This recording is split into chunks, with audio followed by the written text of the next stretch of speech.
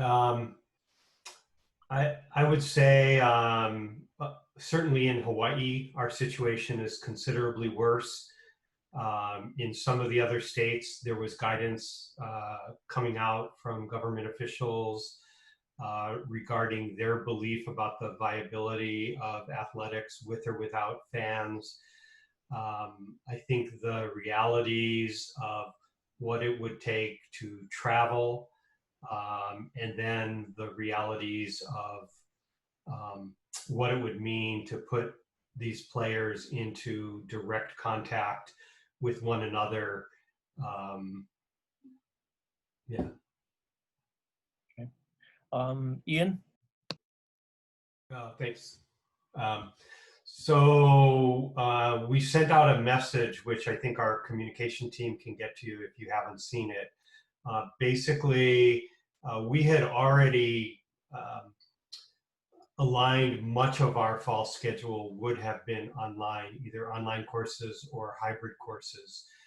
So the vast majority of instruction was already set that way.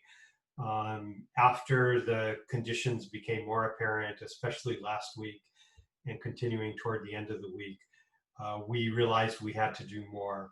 So we asked this morning that any classes that had on-campus components be limited to those that really needed that. So for example, our health science classes have clinical experience. Our science labs require activity in a laboratory. Many of our classes in the arts have some sort of studio experience, whether it's art or dance, may or may not require. And then we asked our students to look at their schedules and to see if, once the realignment of classes takes place, if they can possibly take a fully online schedule and still make progress toward their academic goals. So for example, we don't want somebody who needs a lab class to not take it because it's on campus. For those classes that will be on campus or part in or in full, those will all adhere to the guidelines that we've laid out, which include compliance with county rules, state rules, CDC guidance, and best practices that we've been able to identify for higher education. We also looked at our employment situation. Many of our employees have been teleworking since March in whole or part. And just as we asked our students and faculty to look at whether they can do more without coming to campus, we asked all of our supervisors and employees to consider whether they can get the essential work of the university done without coming to campus. And I want to emphasize, we are fully committed to help our students get through and maintain their progress toward their degrees. We have a $450 million research enterprise that employs thousands of people and has economic benefits across the state. Some of that work has to be done on campus, and some of our compliance and other work has to be done on campus for various reasons. So we are committed to do the essential work of the university across the state, but in a safe manner and with as little presence as possible to get that work done. We thought it was important to first get the message out about postponement. We have not identified the specific indicators, but I think you'll find they're the sorts of things that all of us have been monitoring really since March, involving numbers of cases, governmental guidance, availability of therapeutic treatments, availability of vaccine, travel quarantine, safety of travel, and protocols for conduct, advances in testing, and protocols of conduct that we think would allow for safe engagement of our student athletes. You know, the Mountain West, not quite as spread out as the old WAC was in its heyday when we were traveling to Louisiana and other places, but there's still a lot of Texas travel involved. And that's not just us. You know, it's not very easy to get from Wyoming to San Diego either. In fact, in a lot of ways, it's easier to get from Hawaii to San Diego than some of the other travel that's involved. So we're going to be watching all of those things. We have regular communication as presidents, and we will continue to do so. And we really value the input that we get from our athletic directors across the system, across the conference, all of whom share their views with us. But ultimately, we know as presidents, we need to make the ultimate call on what's best for our student athletes and the communities in which we're embedded. Protocols in our residence halls, we worked through actually quite some time ago with significantly reduced density. I believe about 40% reduction in the number of beds that can be accommodated. So we don't have people, for example, sleeping next to each other. We've looked at how meals will be delivered and physical distancing in service areas. And we have resident advisors who will be monitoring to make sure that students adhere to behaviors. I also want to emphasize, though, I believe and I'm confident in our students that we can trust them to do the right thing wherever they live, whether on a neighbor island or somewhere else or on another part of Oahu or international. They have now been living and experiencing life with COVID-19 certainly since March. And I think we're going to count on a lot of responsible behavior and frankly peer pressure to enforce just the standard protocols that we ask everyone in this community to adhere to, including wearing a facial covering, maintaining physical distance, and perhaps most importantly, if you are sick, stay home and don't go out. And we will have provisions on campus to make sure that anybody who is sick, we will get prompt attention to get them checked out and determine whether or not they need a test. David Matlin talked a little bit earlier about the impact on the athletic department budget. Obviously, football is a major revenue driver for our athletics program, and it supports, largely many of our other, the costs of many of our non-revenue sports. At this point, the University of Hawaii as a whole, like pretty much every public university in the country and the entire state of Hawaii, we're facing incredible fiscal challenges. But I do not believe that raising tuition to address the potential loss of football revenue is even remotely on the table.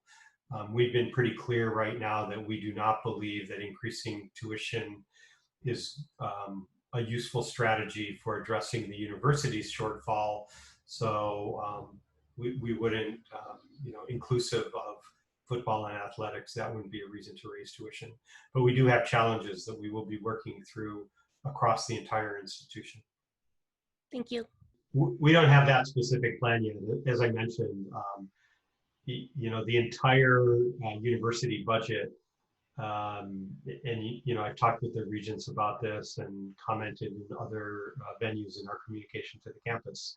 Our operating budget is composed primarily of state general funds, which are highly challenged in this environment in which the state revenue is severely impacted. The last estimate I saw was about a 2.3 billion with a B dollar shortfall in the state budget for the current fiscal biennium.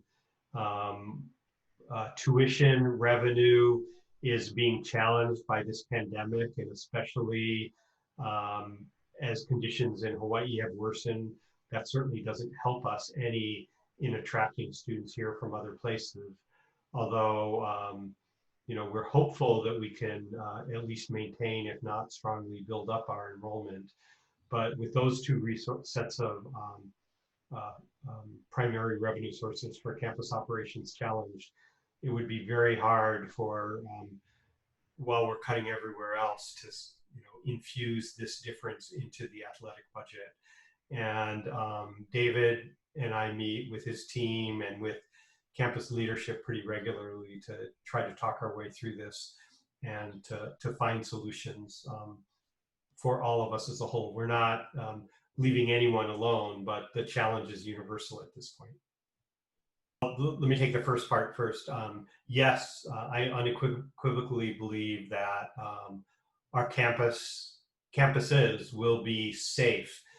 People have been working very hard, in some cases since March, but certainly over the summer, to understand all of the CDC health guidance and governmental guidance available to ensure that our campuses are safe. You know, the only way to be 100% safe is to lock yourself in your room, not go out to shop, not go anywhere, not see friends, not see relatives. And I think all of us have to take measures to ensure safety in all that we do. And we've had people working very hard on physical distancing, cleaning protocols, rules to ensure that we can behave in a safe manner. I think, I'm sorry, what was the second question?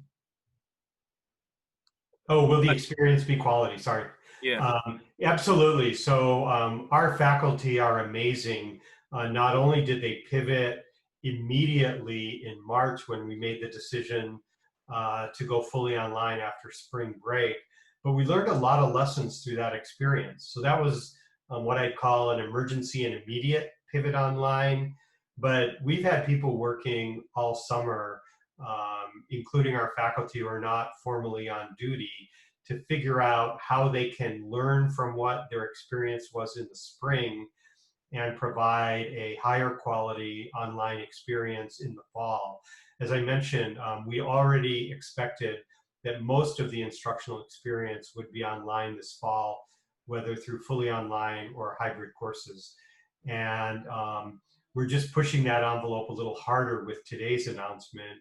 But our faculty have a much better understanding. In fact, I'd say this is going to be, when I try to look for silver linings in COVID-19, I think what we learn about acting online, teaching, learning, working, those will all be positive benefits for the University of Hawaii for years to come, even after this pandemic passes.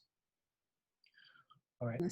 So last semester, we established a fee policy that said if some or all of a service could not be provided, then that portion of the fee would be refunded. And so there are certain things funded with the athletic fee that can be provided in an offline manner, similar with many of our student activities. So that's the approach we've taken, and we haven't second guessed that for this fall. We will not be reducing tuition. Our costs are not going down. In fact, they are mostly going up. But more importantly, we believe we are providing that relationship with our superb faculty that does constitute a high quality UH education. And we are still a very high value for our students at our published tuition rates, especially for resident students. This